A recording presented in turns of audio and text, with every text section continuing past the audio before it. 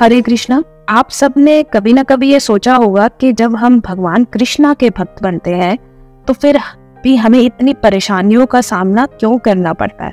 ऐसा क्यों लगता है कि भक्ति में होते हुए भी जीवन में चैलेंजेस कम नहीं होते, बल्कि कभी कभी और बढ़ जाते हैं। आज मैं इसी पर बात करना चाहती हूँ, क्योंकि ये सवाल बहुत सारे लोगों के मन में आता है और अगर आप भी इसी सवाल से गुजर रहे हैं तो ये वीडियो आपके लिए है। पहली बात, ये समझना जरूरी है कि कृष्ण के भक्तों के लिए परेशानियां कोई पनिशमेंट नहीं होती। अक्सर हम मान लेते हैं कि अगर कोई कठिनाई आ रही है तो हमने शायद कुछ गलत किया होगा, लेकिन सच्चाई ये है कि ये चैलेंजेस हमें मेंटली और स्पिरिचुअली ग्रो करने के लिए दिए जाते हैं।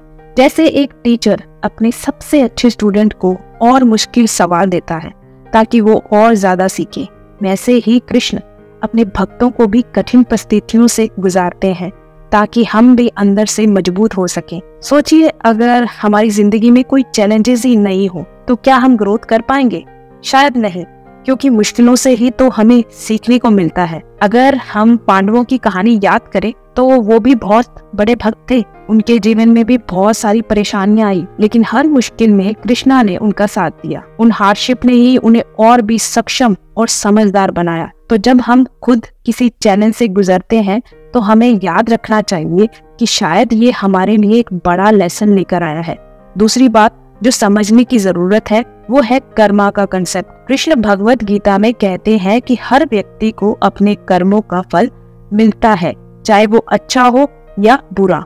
और जब हम कृष्ण के भक्त होते हैं तो ऐसा माना जाता है कि वो हमारे पास्ट कर्मों का बोझ हल्का करने में हमारी मदद करते हैं। लेकिन वो कर्मा खत्म होता है तो हमें कुछ तकलीफों से गुजरना पड़ सकता है। ये तकलीफें टेम्परेरी होती हैं, लेकिन उनका असर हमें स्पिरिचुअली ग्रो करने में बहुत मदद करता है। कभी कभी हम उन तकलीफों को में इतना उलझ जाते हैं कि भूल जाते हैं कि असली सुख कहाँ है। दुनिया की चीजें टेम्परेरी हैं, चाहे वो पैसा हो, फेम हो या रिलेशनशिप हो, लेकिन असली और स्थायी शांति तो सिर्फ भगवान के साथ जुड़ने में है। जब हम कृष्ण के साथ अपने कनेक्शन को मजबूत करते हैं तो वो कनेक्शन हमें हर तरह के संसारिक सफरिंग से ऊपर उठा लेता है। भगवत गीता में कृष्ण ने कहा है कि बस मुझे सरेंडर कर दो, फिर मैं तुम्हारे सारे दुखों को हर लूंगा। लेकिन सरेंडर करना भी आसान नहीं होता। हम सबको लगता है कि हमारे पास सब कुछ कंट्रोल में होना चाहिए, पर सच्चाई ये है कि भगवान ही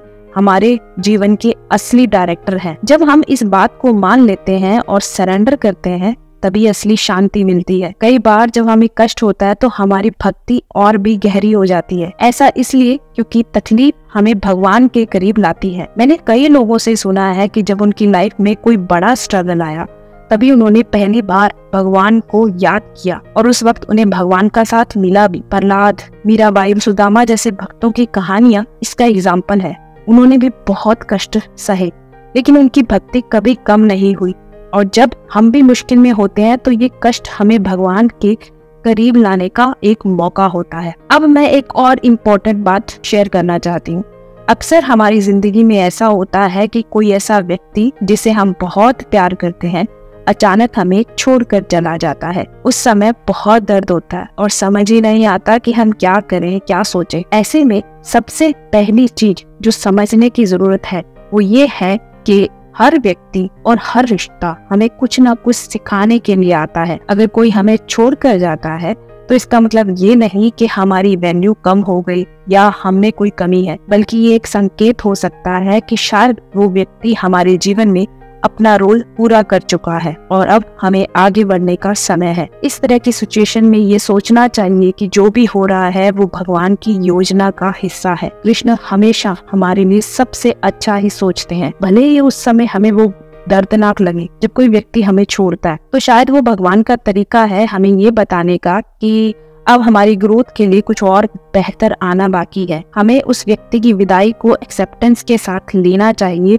और अपनी जिंदगी में आगे बढ़ना चाहिए, क्योंकि जब एक दरवाजा बंद होता है तो भगवान दूसरा दरवाजा खोल देते हैं। कई बार हम एक रिलेशनशिप में इतना इन्वेस्टेड हो जाते हैं कि हम ये भूल जाते हैं कि हम भी खुद एक इंडिविजुअल हैं। जब कोई हमें छोड़कर जाता है तो वो वक्त होता है खुद से रिकनेक्ट करने का, खुद को प्यार देने का। याद रखिए, सेल्फ लव सबसे जरूरी है, और जब हम खुद को पूरी तरह से एक्सेप्ट करते हैं तभी हम किसी और को भी सही मायनों में प्यार कर पाते हैं।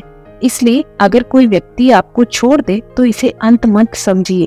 ये आपकी स्पिरिचुअल और इमोशनल ग्रोथ का एक नया चरण हो सकता है। बस खुद पर भरोसा रखिए, और सबसे बड़ी बात, भगवान पर भरोसा रखिए। वो हमेशा आपके साथ हैं और वो जानते हैं कि आपके लिए सबसे अच्छा क्या है। तो खुद को ब्लेम करना बंद कीजिए और ये समझिए कि जो भी हो रहा है वो आपको आपकी मंजिल तक पहुंचाने का एक तरीका है। तो दोस्तों, ये थी मेरी बात आज के लिए। हम सबके जीवन में चैलेंजेस आते हैं और कभी कभी लगता है कि हम ही सबसे ज्यादा कठिनाइयों का सामना कर रहे हैं, लेकिन याद रखिए, भगवान कृष्ण हमें कभी ऐसी चुनौती नहीं देते जो हम संभाल ना सके। हर मुश्किल के पीछे एक लेसन छिपा होता है, और अगर हम उसे दिल से समझने की कोशिश करें तो हम स्पिरिचुअली ग्रो कर सकते हैं। कृष्ण की भक्ति में बस एक चीज सबसे जरूरी है, सरेंडर। जब हम अपनी ईगो और कंट्रोल को छोड़कर भगवान पर भरोसा करना शुरू करते हैं तो जीवन में आने वाली परेशानियां भी हमें परेशान नहीं कर पाती। हर तकलीफ, हर स्ट्रगल हमें उनकी ओर खींचता है और उनके साथ हमें असली शांति मिलती है। आखिर में मैं बस यही कहूंगी कि जो भी हो, कभी हार मत मानिए। कृष्ण हमेशा हमारे साथ है, बस हमें उन्हें पहचानने और सरेंडर करने की जरूरत है। चाहे कोई भी कठिनाई हो, वो भी गुजर जाएगी, और अंत में जो बचेगा वो होगा कृष्णा का प्यार और उनकी कृपा। अगर आपको कभी लगे कि आप अकेले हैं तो बस एक पल के लिए अपनी आंखें बंद करें और कृष्णा का ध्यान करें। वो हर दम, हर कदम पर हमारे साथ है। बस हमें उनका साथ महसूस करने की जरूरत है। उनकी कृपा हम पर हमेशा बनी रहती है। बस हमें उस कृपा को पहचानने और अप्रिशिएट करने की जरूरत है। उम्मीद करती हूँ कि इस बात से आपको कुछ हिम्मत और प्रेरणा मिली होगी। अगर आप भी अपने जीवन में चैलेंजेस फेस कर रहे हैं तो उन्हें ग्रोथ का हिस्सा समझिए और भगवान पर भरोसा रखिए। चलते चलते मैं आपसे यही कहूंगी कि अपनी फेथ को मजबूत रखिए, खुद पर भरोसा रखिए और हमेशा याद रखिए कि भगवान आपके साथ है। बहुत बहुत धन्यवाद मुझे सुनने के लिए। हम फिर मिलेंगे एक नई बात के साथ।